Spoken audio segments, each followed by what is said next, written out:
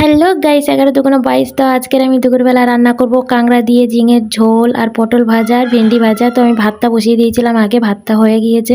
আর আমি পটলটা এখানে ভেজে নিয়েছি তাড়াতাড়ি করে। ভেন্ডি ভাজার জন্য আমি এখানে লঙ্কা আর পেঁয়াজ দিয়ে দিয়েছি, একটু জিরে দিয়েছি। তো ভেন্ডিটা ভাজা হয়ে গেছে, এবার আমি কাঁকড়াগুলো ভেজে নিচ্ছি ভালো করে। তারপরে দিয়ে দেবো ঝিঙেটা, কারণ ঝিঙের প্রচুর পরিমাণে জল বাড়া হয় তোমরা জানো। তো আজকে জল দেবো না, একটু গা মাখা মাখা করবো কাঁকড়া দিয়ে। তো হলুদ আর নুন দিয়ে আমি চাপা দিয়ে বাইরে গিয়েছিলাম। বাইরে প্রচণ্ড মেঘ করেছিল, পুরো অন্ধকার হয়ে গেছিলো আর বৃষ্টিও চলে এসেছিলো। তো দেখতে পাচ্ছ ঝিঙেতে কত জল বেরিয়ে গিয়েছে। তো ঝিঙেটা ফুটে গেলে নামিয়ে নিয়ে আমি পেঁয়াজ আর ফোড়ন দিয়ে দিয়েছিলাম আর কি।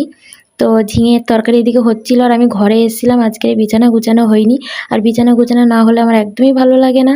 তো আমি এসে এখানে টুরি মেরে বিছানাটা গুছিয়ে নিলাম। তো আমি রান্না কমপ্লিট করে তাড়াতাড়ি স্নান করে আসলাম। আর একটা দিদিভাই আমাকে কমেন্টে জানিয়েছিল, দিদিভাই তুমি শাড়ি পরে ভিডিও করবে। তো আমি শাড়ি পরে ভিডিও করতে পারবো না, তোমার কথা না রাখতে পারায় আমি খুবই দুঃখিত, কারণ আমার একটা ছোট বাচ্চা আছে, আবার সংসারের কাজ সামলিয়ে শাড়ি পরে হয় না ওই জন্য।